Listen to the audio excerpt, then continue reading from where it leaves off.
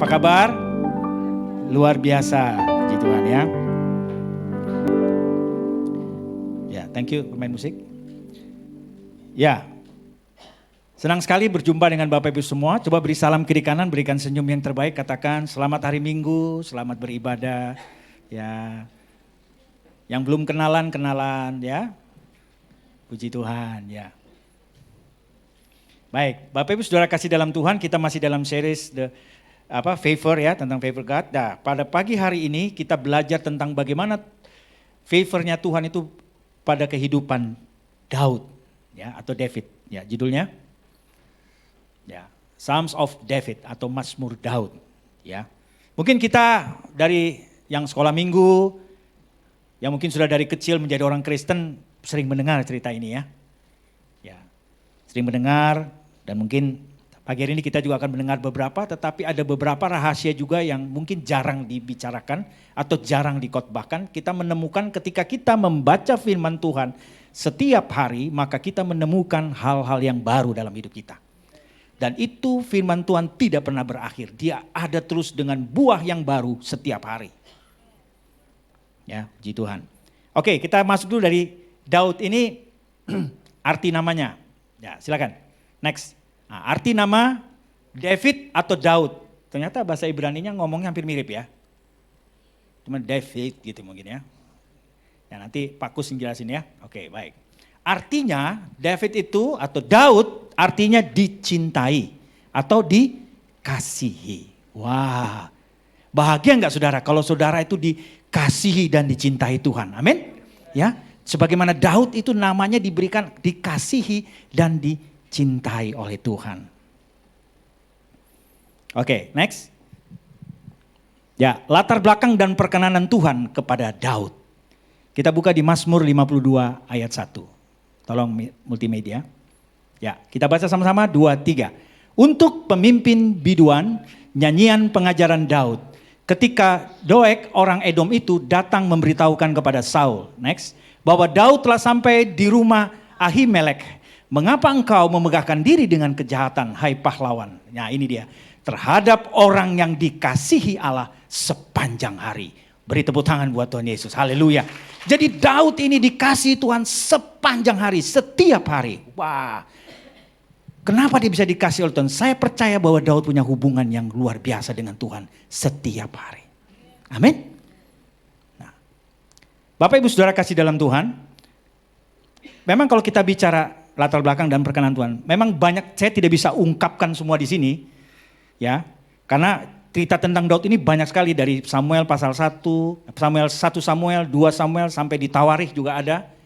Jadi banyak sekali nggak cukup waktunya, jadi saya ambil beberapa highlightnya saja ya. Oke, baik. Dan begitu banyak ayat, oleh sebab itu saya akan sampaikan beberapa saja. Oke. Jadi latar belakang dan perkenanan Tuhan pada Daud. 1. Nah, kita lihat dulu CV-nya Daud. Ya, Daud lahir di Bethlehem. Mungkin dari beberapa saudara belum ada yang tahu ya, dia lahir di Bethlehem ya. Itu 1004 sebelum Masehi. Yang suka sejarah bisa baca di Ensiklopedia Alkitab. Ya, cukup mahal bukunya ya, tapi saya punya, puji Tuhan. Ayahnya namanya Isai. Nah, anak bungsu dari 8 bersaudara. Kalau saudara baca 3 nama kakaknya disebutkan, tapi yang 4 tidak tertulis ya. Oke. Apa pekerjaannya Daud? Gembala? Gembala domba. Keren nggak? Nggak keren sih kalau zaman sekarang. Oh, ngangone apa? Ngangone kambing, sapi. Waduh. Kalau zaman sekarang, ngangon ngedus. Wedus. Ya.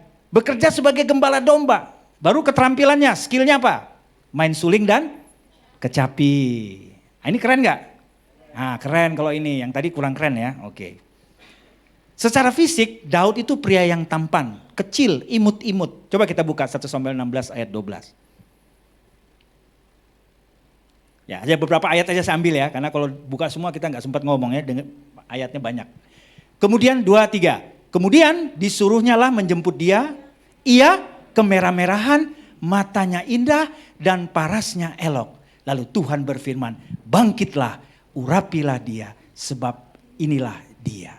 Wah, kemerah-merahan, indah, parasnya elok, ya, ganteng, ya, gitu ya. Jadi Daud ini sangat mudah sekali saudara ya.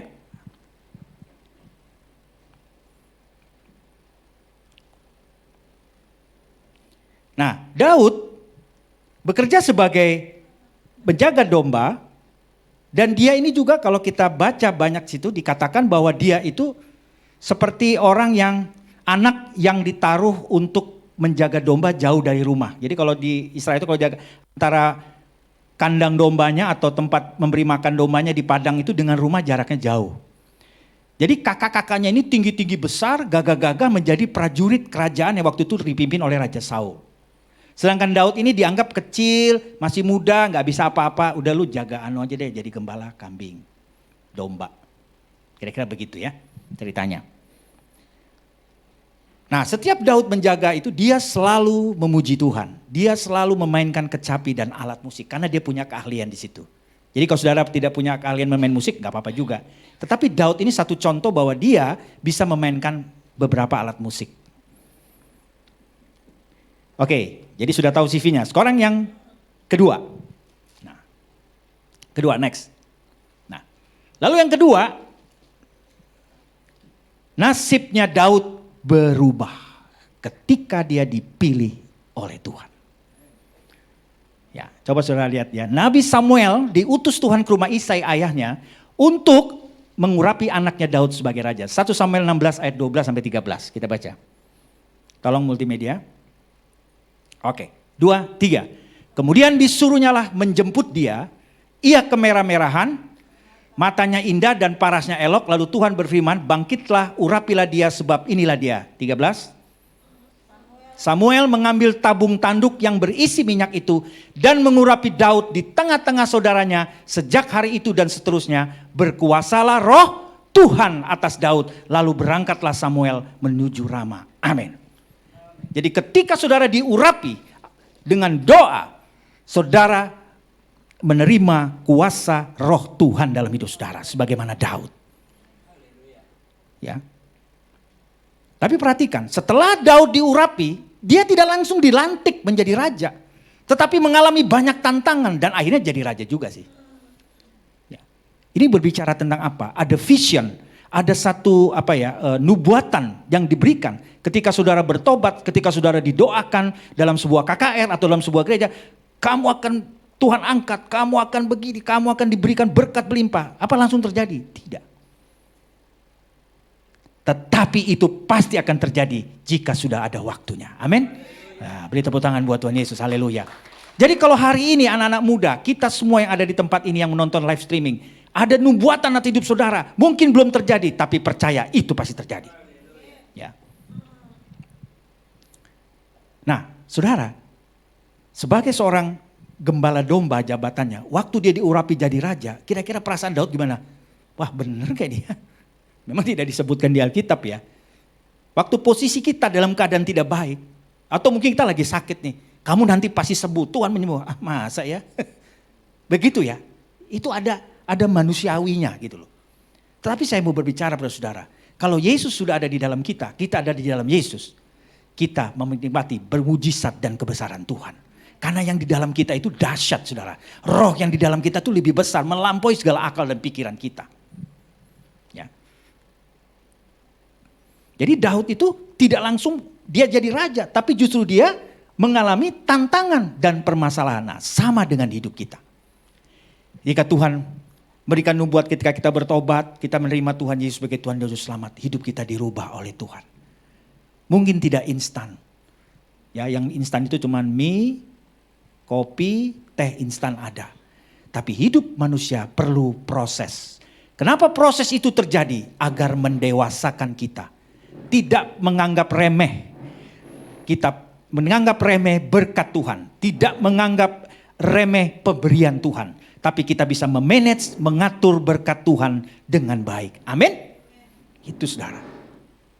Banyak orang yang waktu dia hidupnya sulit atau dia mengalami masalah, dia setia sama Tuhan. Wah, dia rajin Berdoa setiap hari, baca firman Tuhan. Begitu diberkati Tuhan, sibuk. Sudah tidak ada waktu. Wah, pokoknya sibuk. Jangankan berdoa. Bangun aja sudah tidak sempat. Ya, sudah mau tidur aja nggak ada waktu sampai tengah malam. Akhirnya waktu dia yang biasanya memuji menyembah Tuhan, pagi hari baca Alkitab, sudah tidak ada waktu. Nah, disinilah manusia itu kelemahannya cuma satu, Bapak Ibu. Apa? Konsisten. Saya juga ngalami. Manusia boleh hebat, jago, tapi kelemahan manusia itu adalah konsisten. Tapi kita belajar dari Daud. Dia tidak pernah berhenti. Di tengah tantangan, di tengah masalah, dia tetap setia. Dia tetap menjalin hubungan dengan Tuhan setiap hari. Jadi dia bisa sediakan waktu. Kita juga harus belajar seperti Daud. Apapun yang terjadi, kau sudah biasa doa pagi. Doa pagi. Amin. Kita harus doa. Jangan lewatkan. Yang lain tinggalkan. Doa dulu. Mungkin setengah jam, 1 jam paling lama. Tetapi itu bisa membawa perubahan dalam hidup kita. Itu doa di pagi 1 jam aja atau setengah jam. Itu kita menjaga kepada Tuhan yang Maha Kuasa. Yang menjadikan langit dan bumi. Kita sudah telepon dulu. Kita sudah connect dengan yang Maha Kuasa. Hebat gak saudara? Hebat saudara. Kesulitan saudara hari ini, mungkin masa depan sudah ada masalah. Selalu manusia ada masalah, pasti ada masalah. Tetapi waktu kita connect sama Tuhan, Dia yang menciptakan segala sesuatu, Dia sanggup menolong kita. Dia sanggup merubah yang gak bisa menjadi bisa. Amin. Puji Tuhan. Oke, sekarang kita lihat yang keempat. Yang ketiga. Tantangan Daud. Oke, nah di sini kita akan banyak cerita ya. Yang pertama, begitu Daud diurapi menjadi raja oleh Nabi siapa tadi? Samuel. Jangan lupa saudara ya, baru aja saya ngomong ya. Dia menjadi apa ya? Kalau ngamen itu terlalu rendah ya, apa ya? Jadi ya entertainnya di kerajaan lah.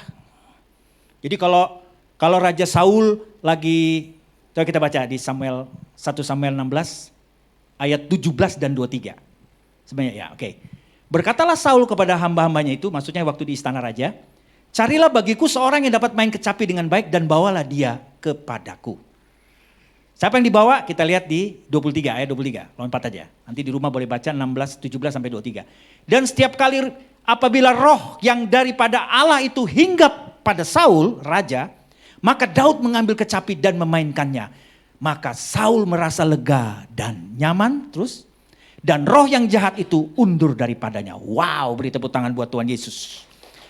Jadi kalau saudara ada merasa nggak enak, saudara merasa seperti sesuatu yang wah, saudara memuji Tuhan, saudara menaikkan pujian, maka roh yang jahat, yang punya pikiran negatif itu pergi dari hidup kita. Amin. Ya, ini Daud. Jadi dia jadi pemain musik di kerajaan, ya. Ya, tim musiknya di kerajaan lah. Nah, itu. Jadi belum jadi raja deh saudara. Lalu yang kedua, tantangan berikutnya apa? Daud melawan Goliat. Nah, setiap tantangan yang Daud hadapi, dia belajar sesuatu. Amin. Apa saudara? Menghadapi tantangan, belajar sesuatu. Coba colek kiri kanannya. Menghadapi tantangan, belajar sesuatu. Ya, pasti saudara. Yang menonton offline kasih jempol. Ya. Tantangan itu membuat kita belajar sesuatu. Nah, waktu dia memain kecapi, dia belajar sesuatu. Dia wah ternyata gue main-main gini bisa ngusir roh jahat loh. Ya kan? Kita mendapat sesuatu. We get something. Waktu kita melakukan sesuatu dengan firman Tuhan. Yang kedua, waktu dia melawan Goliat, dia membuktikan bahwa Tuhan itu besar dalam hidupnya. Saudara, kalau lihat Daud itu pendek, ya, itu tingginya berapa si Goliat? Berapa hasta? Aduh, loading ini. Ayo, bantu saya dong. Nggak ada mahasiswa teologi sini ya, nggak ada ya. Oke. Samuel berkata begini, Raja Saul waktu Daud mau menghadapi, saya lupa taruh ayatnya situ ya. Dia bilang begini, "Hai Daud, kamu tuh masih muda, mau melawan Goliat yang dari masa mudanya sudah berperang." Berarti Goliat ini sudah the very experience. Kalau di perang itu sudah sangat senior lah gitulah. Sudah senior dalam peperangan, sudah Sejak masih muda sudah puluhan tahun berperang, sudah banyak membunuh orang, mengalahkan orang. Baru katanya Saul, Daud kamu ini baru aja muncul, tidak ada pengalaman perang, tidak ini. Betul ya? Baru apa kata Daud? Raja, saya memang tidak ikut berperang katanya. Tetapi waktu saya menjaga domba, mulut singa pun bisa saya robek, saudara. Saya bisa melawan singa, mengalahkan binatang buas yang mau makan domba saya. Saya tidak takut. Apa yang dipelajari dari Daud di situ? Dia itu berani. Dia nggak takut. Karena dia tahu takut akan Tuhan saja. Itu yang harus kita lakukan. Tidak takut kepada manusia. Tidak takut kepada siapapun. Tapi kita menghormati sesama kita. Makanya Daud bisa mengalahkan Goliat. Jadi dimulai dengan keyakinannya dia. Dia bisa mengalahkan tantangan. Secara fisik, secara visual dilihatnya kayaknya nggak bisa ini. Nggak masuk ke akal. Kadang dalam hidup kita begitu. Kita menghadapi Goliat. Masalah kita lihat, kok gede betul ya. Kayaknya saya nggak bisa ini. Nggak mungkin saya mengalahkan masalah saya. Saya mau beritahu sama saudara. Apa yang dialami Daud, dialami juga oleh kita. Tapi tidak ada rencana Tuhan yang gagal dalam hidup kita. Kalau Tuhan sudah memilih kita, dia pasti akan menolong kita. Kapanpun, dimanapun, Tuhan pasti menyertai kita. Amin, saudara. Dan apa yang terjadi pada Daud? Dia dapat mengalahkan Goliat. Berhenti di situ? Tidak, saudara. Waktu dia mengalahkan Goliat, maka dia diajak berperang dengan Raja Saul bersama-sama. Lalu yang ketiga, saudara bisa cari ayatnya sendiri ya, di antara 1 Samuel, 2 Samuel dan sampai ditawari.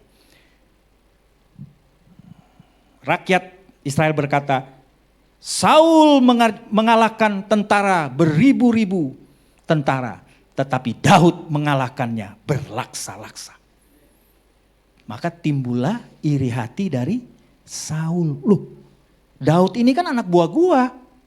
Kok dia lebih banyak, lebih dipuji oleh rakyatnya. Kok gua yang raja kagak dipuji nih. Timbul iri hati. Akhirnya apa? Nanti Daud ini bisa gantiin saya nih. Bisa jatuhin saya sebagai pimpinan. Dikejarlah Daud. Ya, mau dibunuh oleh Saul. Ini saingan saya ini nanti. Saudara kasih dalam Tuhan. Tapi Daud berkata apa? Aku tidak akan menyentuh raja yang diurapi Tuhan. Walaupun Daud sudah mau dibunuh, waktu dia ada kesempatan di dalam goa, waktu dikejar, dia ada kesempatan untuk membunuh Saul. Tapi dia tidak melakukannya. Hebat Daud ini. Karena dia percaya kepada otoritas yang di atasnya. Nah, saudara kasih dalam Tuhan.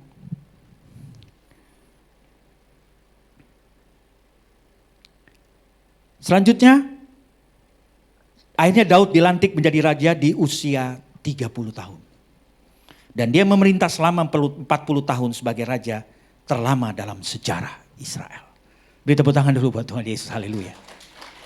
Saudara perhatikan, gembala domba, tapi dia punya perjalanan hidupnya menghadapi tantangan. Karena Tuhan beserta dengan dia sepanjang hari. Dan dia punya hubungan setiap hari dengan Tuhan. Dia bisa lewati itu semua. Berat atau ringan dihadapi Daud? Berat loh saudara, kalau secara manusia. Saya tidak tahu apa persoalan saudara hari ini. Yang nonton live streaming juga, apa persoalanmu? Mungkin saudara merasa berat. Tidak ada yang berat. Kalau Tuhan beserta dengan kita. Amin. Colek kiri kanan. Bro, tidak ada yang berat bro. Sis, tidak ada yang berat. Tidak ada yang berat. Pencobaan yang kau alami tidak melebihi kekuatanmu. Amin. Tapi kita belajar sesuatu dari setiap tantangan itu. Untuk apa? The next level. Amin. Untuk the next level, naik ke level yang berikutnya. Jadi itu tantangan naik, injak, naik satu lagi. Naik lagi, injak lagi, naik saudara. Kita makin tinggi, Tuhan dipermuliakan. Yang keempat. Nah. Yang keempat ini, sebagai seorang yang dituntun dan diberkati Tuhan, dia juga menghadapi tantangan. Bahkan dia tersandung dosa. bisa jatuh juga. Bisa terpleset. Ya. Kalau orang jatuh itu pada posisi di atas itu jatuh. Kalau di bawah itu bukan jatuh, terpeleset. Nah, ketika dalam zona nyaman sebagai raja, justru Daud tersandung dosa. Perhatikan, waktu dia gembala domba, sampai dia dilantik menjadi raja, dia bisa melewati semua. Amin, luar biasa ya. Jadi raja. Tapi waktu dia di zona yang nyaman, justru dia jatuh dalam dosa. Dan itu juga banyak terjadi buat kita di zaman ini. Hati-hati di zona yang nyaman. Ya, kita harus tetap berjaga-jaga. Ya, amin Bapak Ibu Saudara kasih dalam Tuhan. Ya. Ada sebuah keluarga di teman kami di luar negeri lah ya, kita nggak sebutkan negaranya. Orang Indonesia sudah lama tinggal di luar negeri. Suatu hari suaminya tidak dapat pekerjaan. Dia seorang tenaga ahli tapi tidak bekerja sama suami dan anak. Waktu itu kena PHK, lalu mereka beribadah, mengalami mengalami pertobatan dalam hidupnya, rajin ibadah, bersekutu, pokoknya aktif dalam sebuah kegiatan gereja dan juga doanya rajin. 1 tahun kemudian doanya dijawab, suaminya dapat kerja di overseas, jadi keluar negeri lagi. Dan apa yang terjadi saudara? Bekerja 1 tahun, 2 tahun bagus, mulai Tuhan pulihkan ekonominya. Ya, sudah bisa, ya bolehlah beli rumah dan ada kendaraan, sudah mulai dipulihkan ekonominya, bagus. Dan pada tahun yang ketiga, waktu kerja ke luar negeri, biasanya setahun 2 kali pulang. Sekarang ini dia sudah tidak pulang lagi suaminya. Ntar ya, ini handphonenya kok bunyi ya. Nah, di tahun yang ketiga, suaminya nggak pulang lagi. Ditelepon, ini di luar negeri saudara, tidak bisa ditelepon, tidak bisa, mati handphonenya. Dan apa yang terjadi? Dicari-cari ke perusahaan, dia dicek. Ternyata suaminya nyangkut sama wewe gombel. Nggak pulang-pulang saudara, nyangkut. Sudah banyak doi. Lupa sama istri anak. Ini sebuah peringatan buat kita semua. Dan banyak kesaksian yang lain, mungkin Bapak Ibu juga banyak dengar cerita. Oleh sebab itu kita harus berdoa sama Tuhan, diberi kekuatan untuk menerima berkat Tuhan. Amin. Sehingga tidak jatuh dalam dosa. Kita tetap kuat menikmati berkat Tuhan. Amin. Sama istri dan anak-anak. Ya. Ada orang yang waktu susah sama istri sama anak udah seneng sama orang lain. Aduh, kasihan deh lu. Jangan saudara. Berkat itu Tuhan berikan buat kita. Jadi ada firman Tuhan berkata, kasihilah istri pada masa mudamu. Bukan istri mudamu ya, salah translate ya. Kasihilah istri pada masa mudamu. Cari ayatnya sendiri. Kalau baca firman Tuhan pasti dapat. Sekarang gampang, ayat search saja di Google, dapat saudara. Sudah ada fasilitas nggak pernah digunakan, sayang. Ya saudara, apa yang dialami Daud itu, dialami pada zaman ini juga. Jadi kita nggak usah berpikir, wah dia dulu, oh beda mas. Enggak, kita tetap harus berjaga-jaga. Maka firman Tuhan bilang, berdoalah dan berjaga-jaga. Berdoa saja luar biasa, tapi harus berjaga-jaga juga. Jadi kalau berdoa itu berdoa berarti kita secara spiritual, tetapi secara fisikal kita juga harus berjaga-jaga. Ya. Amin saudara? Nah, colek kiri kanannya, berjaga-jaga. Nah, ya gitu. Kalau ada yang aneh-aneh sudah tinggalin aja. Seperti Yusuf. Ya. Tahu nama istrinya Potifar siapa namanya? Tante Potifar.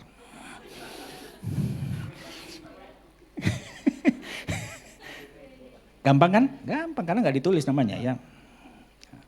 Nah repot kalau Potifar itu perempuan, kita susah. Dia meninggalkan, waktu digoda oleh istrinya Potifar, dia lari, tinggalkan. Lari menjauh saudara, bukan lari mendekat ya. Lari menjauh. Jadi kalau ada sesuatu yang tidak baik, yang tidak berkenan, tidak sesuai dengan firman, kita tinggalkan. Amin saudara? Amin. Jangan masa, oh ya, ya, jadi sudah. Gimana sih rasanya? Coba. Sudah tahu nggak boleh, ya jangan. Jangan kompromi seperti Adam dan Hawa waktu digoda oleh setan.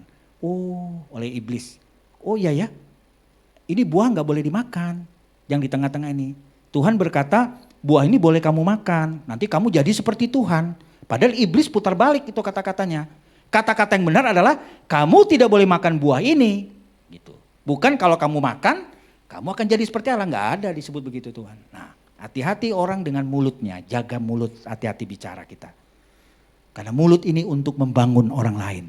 Dari mulut yang sama, kita bisa ucapkan berkat, tetapi bisa juga mengucapkan hal yang tidak baik. Jangan saudara. Satu sumber mata air itu hanya mengeluarkan satu jenis air. Air tawar atau air asin. Ada juga ayatnya, search nanti ya. Puji Tuhan. Nah, apa yang terjadi sama Daud? Waktu dia mengambil Batsheba, istri panglima perangnya sendiri, Uria, yang akhirnya mati karena ditempatkan di barisan depan. Memang sengaja didorong, taruh dia paling depan. Supaya kalau dia mati, dia jadi istri saya. Wah, ini pikirannya ya, rancangannya, waduh. Oke, itu sudah semua tahu ceritanya, kita lihat. Nah ini, Daud akhirnya menyesal. Menyesal kenapa? Setelah dosanya diungkap oleh Nabi Nathan. Dan Tuhan mengampuni Daud. Perhatikan saudara, Tuhan kita itu luar biasa. Kita susah dibantu oleh Tuhan. Kita diselamatkan hidup kita. Ketika kita sudah jatuh pun, Tuhan masih mengampuni. Yang jadi masalah banyak orang tidak menyesal. Penyesalan itu penting ketika kita salah. Oh Tuhan, saya salah, menyesal. Tapi ada juga konsekuensi dosa. Ya, Bapak Ibu Saudara kasih dalam Tuhan, dalam pelayanan saya di satu kota di Kalimantan. Dalam sebuah KKR, selesai KKR, ada seorang wanita datang. Itu lagi hamil ya, masih tidak muda. Nangis, Pak Pendeta doain saya ditinggal sama pacar saya. Kecelakaan Pak Pendeta. Tuh, orang kecelakaan itu biasanya penyok ke dalam, ini penyoknya keluar saudara ya. Nah ini kan saya bingung ini, doakan bagaimana ini? Maksudnya bagaimana doakan? Bagaimana ya? Maksudnya ini suami saya ninggalin saya sepeda, itu sama siapa? Bukan suami ya, belum menikah dia. Cowok saya ninggalin saya. Terus minta kembali. Dia sudah sama cewek yang lain lagi. Oke. Sekarang ada dosa nggak di situ? Ada ya. Melakukan hubungan sebelum pernikahan. Ya. Itu di daerah, saya nggak tahu di kota Jakarta apa terjadi atau tidak, saya kurang tahu ya. Karena saya belum pernah survei. Itu banyak di pedalaman, di gunung, di gua-gua ya. Di kota nggak ada kayaknya deh ya. Nggak ada sedikit mungkin ya. Ya, bagaimana kita mendoakan dia? Kamu sekarang gimana? Ya saya tidak bisa mengharapkan dia. Oke. Satu dosa, jangan ditambah dengan dosa kedua. Saya mau gugurkan. No. Kamu sudah berbuat dosa, jangan selesaikan masalah dengan dosa lagi. Nanti tambah dosa, tambah banyak, gak selesai dosanya. Akibat dosa kadang kita harus tanggung. Gak apa-apa, tetapi kita menyesal dan jangan berbuat lagi. Amin saudara? Gak apa-apa. Karena firman Tuhan berkata, walaupun dosamu semerah kermisi, Tuhan akan pulihkan seperti salju. Akibat dosa, tidak apa-apa, tapi kita selesai dengan dosa itu. Amin saudara? Hanya anak dia tidak mau gugurkan, saya bilang tidak bisa digugurkan. Hidup kamu sekarang bertobat, minta ampun sama Tuhan, pelihara anak itu, ngomong sama orang tuamu, selesaikan. Ya sudah, goodbye saja, nggak apa-apa. Kamu bertobat, Tuhan mengampuni, mulai hidup yang baru bersama Tuhan. Tidak ada yang sempurna manusia, saudara. Tetapi ketika dia mau bertobat, itu kunci dia kebangkitan hidupnya. Dan hari-hari ini dia maju.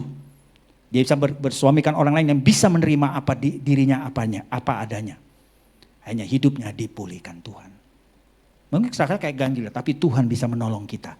Dan memakai siapa saja menolong kita. Beri tepuk tangan buat Tuhan Yesus. Haleluya. Nah, Bapak Ibu kasih dalam Tuhan. Dalam hidup kita. Nah oke, kita masuk yang kelima. Nah ini saya akan. Yang kelima, oke. Next. Nah, ya, 5. Kalau gak gitu gak melewat ya. Sekalipun ada kesalahan atau kegagalan dalam hidup Daud, kita tetap dapat meneladani Daud karena ia adalah hamba Tuhan yang berdedikasi dan mau bertobat di hadapan Tuhan. Berikut ini karakter Daud yang pantas kita contoh. Oke, yang baiknya kita lihat ya. Oke. Next. Pertama, Daud itu sangat mengasihi firman Tuhan. Atau zaman dulu disebut Taurat ya. Taurat itu kitab juga ya. Mengasihi firman Tuhan dan menulis banyak mazmur yang kita baca sampai hari ini. Luar biasa enggak? Jadi Daud meninggalkan legacy, meninggalkan satu kitab tulisan buat generasi yang akan datang. Ya, bagaimana dengan kita juga saat ini?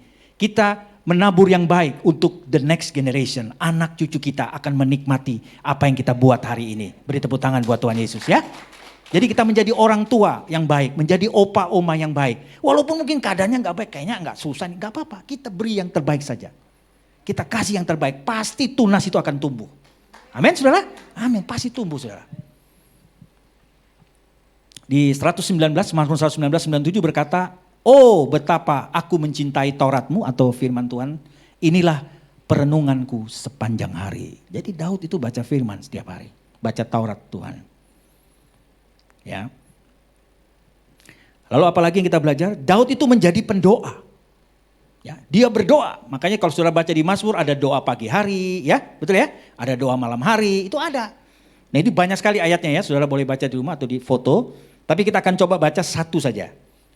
Yang agak pendek ya, supaya ayatnya nggak panjang. Coba di Mazmur 13 ayat 1 sampai 6. Mazmur 13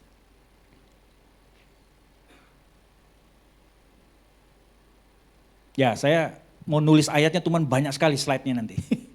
Gak apa-apa ya, kita tunggu sebentar. Ya. Mazmur 13 ayat 1 sampai 6. Ya. Kita baca sama judulnya. Ya oke. Judulnya apa? Doa? Ya, 2%. Kita baca 2, 3. Untuk pemimpin biduan, Mazmur Daud. Ayo dong suaranya. Berapa lama lagi Tuhan kau lupakan aku terus menerus? Berapa lama lagi kau sembunyikan wajahmu? Next. Terhadap aku. Terus sampai 6 ya. Berapa lama lagi aku harus menaruh kekhawatiran dalam diriku dan bersedih hati sepanjang hari? Berapa lama lagi musuhku meninggikan diri atasku? Terus. Pandanglah kiranya, jawablah aku ya Tuhan, Allahku. Buatlah mataku bercahaya supaya jangan aku tertidur dan mati. Supaya musuhku jangan berkata, aku telah mengalahkan dia. Dan lawan-lawanku bersorak-sorak apabila aku goyah. Tetapi aku, kepada kasih setiamu aku percaya. Hatiku bersorak-sorak karena penyelamatanmu.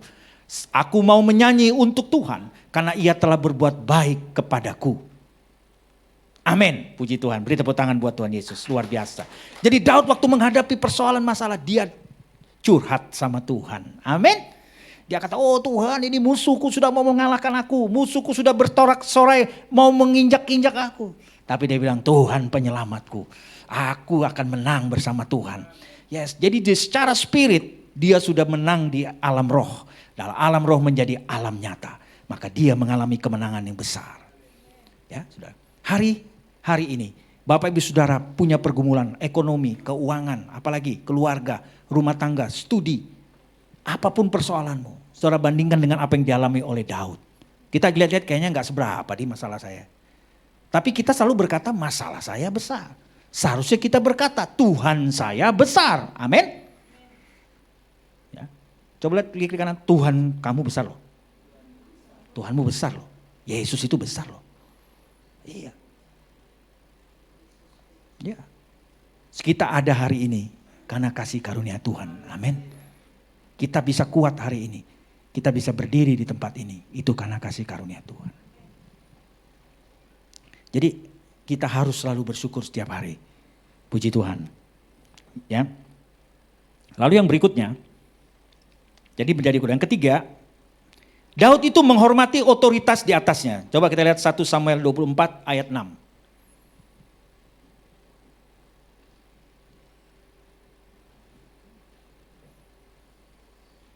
Ya. 1 Samuel yang ada di handphone juga boleh buka ya, nggak apa-apa.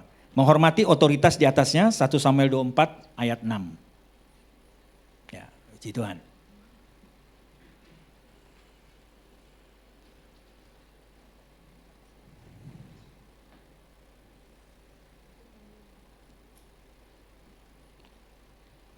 Oke, kita baca saja kalau yang ini sudah ada. 1 Samuel 24 ayat 6. Ayo kita baca bersama, ada ayatnya. Lalu berkatalah ia kepada orang-orangnya, dijauhkannya kiranya daripadaku untuk melakukan hal yang demikian kepada tuanku.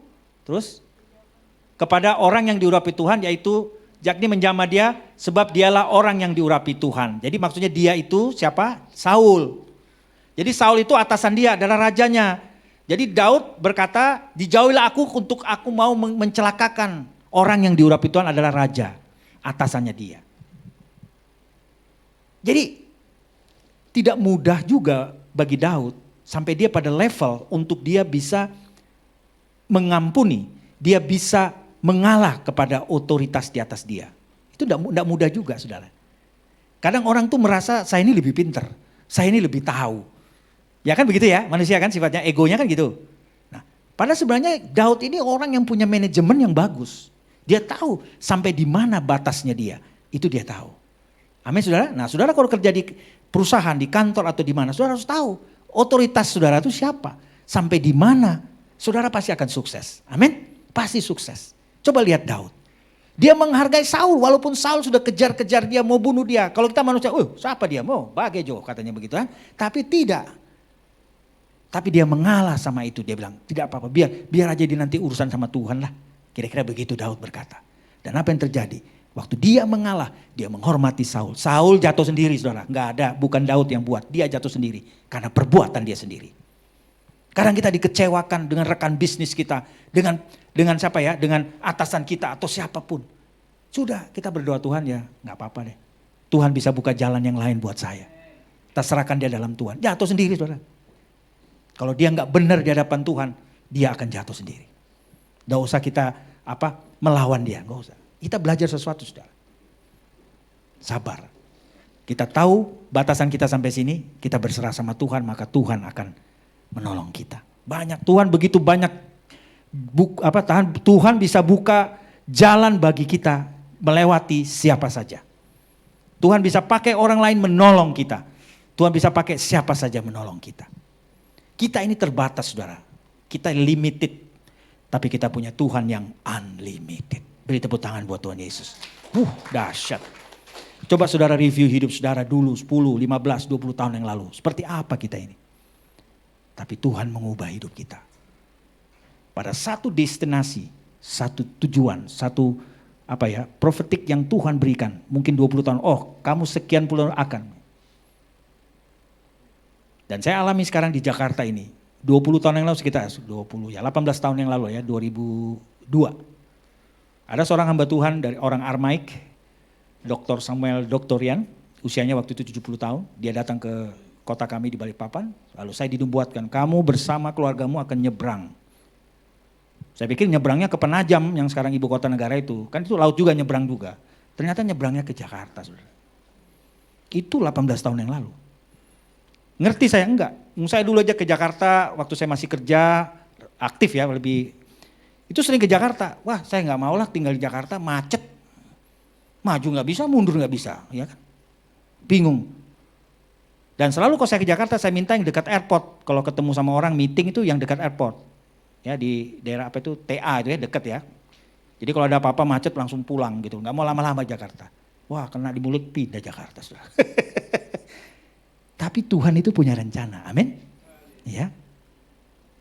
Tuhan punya rencana. Akhirnya anak-anak saya dapat kerja di Jakarta semua. Berita kemuliaan buat Tuhan, amin. Ibu kota saudara ini ya. Tapi enggak tahu berapa bulan lagi udah beda ya. Hah? Ya, puji Tuhan ya. Nah, itu kita melihat ada sign. Jadi setiap nubuatan atau satu profetik yang diberi kepada saudara, itu ada satu tanda apa yang dialami oleh Daud. Kita hadapin aja. Gak usah takut. Karena kita tahu kita berjalan tidak sendirian. Amin. Kita berjalan bersama dengan Tuhan. Ya, menghormati otoritas di atasnya ya. Oke. Lanjut. Lalu yang berikutnya adalah kok jauh banget nih. Yang berikutnya adalah Daud itu rendah hati. 2 Samuel 7 ayat 18. Dia rendah hati. Rendah hati seperti tadi ditujukan. Walaupun dia benar, walaupun dia tidak bersalah, dia tetap mengalah, saudara. Gampang nggak? Hah? Ibu-ibu gampang nggak? Enggak. Udah ngeselin. Pak Pendeta enggak tahu ya betapa sakitnya hatiku. Waduh. Gitu. Ya kan? Tapi Tuhan berkata, kita harus rendah hati. Siapa yang lebih rohani harus mengalah kepada yang kurang rohani. Ada ayatnya, baca nanti ayatnya. Ya. Kita yang lebih dekat kepada Tuhan, yang lebih banyak tahu, lebih banyak dituntut. Jadi kalau kita lebih rohani, kita lebih tahu firman Tuhan, kita tahu kebenaran. Kita harus memberikan pengampunan. Kita harus memberikan kebaikan kepada orang itu. Firman Tuhan berkata, kasihilah musuhmu. Waduh, repot itu. Tempelin pipi kiri, kasih pipi kanan. Wah, enak temenan. Wah, Pak Pendeta enak ngomong ya. Coba melakukan susah. Ya memang susah. Tetapi harus dilakukan. Karena ini perintah firman. Amin. Waktu kita melepaskan pengampunan. Perhatikan ya saudara ya. Kita dengan rendah hati kita mengalah. Rendah hati itu bicara tentang mengalah. Waktu kita mengalah pada orang lain yang mungkin menurut kita dia salah. Kita sedang menaruh bara api di kepalanya. Amin. Dan kita mengalami kebaikan Tuhan. Tidurnya enak saudara, ngorok. Tapi kalau saudara menyimpan dendam. Tadi menjadi sakit hati. Tidur aja balik kiri, balik kanan. Putar balik kanan. Wah macam-macam. Hanya kejeduk. Nah kan. Malah celoko. Tapi kalau kita mau mengampuni, melepaskan kasih kepada siapapun, kita akan lega hidup kita. Amin saudara? Amin, puji Tuhan. Lalu yang berikutnya, Mazmur 51 ayat 1 sampai 19, nggak usah dibuka, itu Daud itu mau bertobat. Nah, mau bertobat, menyesali dan dia bertobat. Waktu dia mengalami masalah dengan Betseba, anaknya itu mati. Tapi waktu dia bertobat, Daud bertobat, Betseba mengandung lagi anak yang kedua. Betul ya? Namanya siapa? Aduh gak tahu. Salomo. Betul ya, Salomo dari Betseba kan? Nah, ya. Kayaknya kurang yakin nih. Iya. Jadi Tuhan itu maksud saya gitu loh. Jadi ada sesuatu yang buruk terjadilah sama orang atau sama kita. Tuhan itu bisa memberikan berkat kita untuk the next pada saat kita bertobat dan mengerti. Amin saudara. Jadi gak usah takut. Ya, gak usah takut. Sebagaimana Ayub juga. Ya. Ayub mengalami penderitaan yang luar biasa. Tapi akhirnya Ayub diberkati Tuhan waktu dia bertobat. Ya, amin saudara. Puji Tuhan. Nah, jadi apa yang dapat kita belajar dari Daud pada pagi hari ini? Adalah kita harus baca firman Tuhan setiap hari. Lalu yang kedua, kita harus berdoa setiap hari. Terserah waktunya mau berapa. Kemudian yang ketiga, kita harus menghormati otoritas di atas kita. Apakah itu di kantor, di pelayanan, di mana kita harus menghargai dan menghormati. Ya, ketika Anda menghormati, menghargai orang lain, maka Anda juga akan dihargai dan dihormati. Amin. Makanya firman Tuhan berkata, saling mendahului dalam memberi hormat. Ada ayatnya saudara ya. Oke. Lalu yang keempat, kita harus rendah hati. Dan yang kelima, kita mau bertobat dari segala kelemahan. Mari kita bangkit berdiri bersama-sama. Puji Tuhan. Kita minta pemain musik.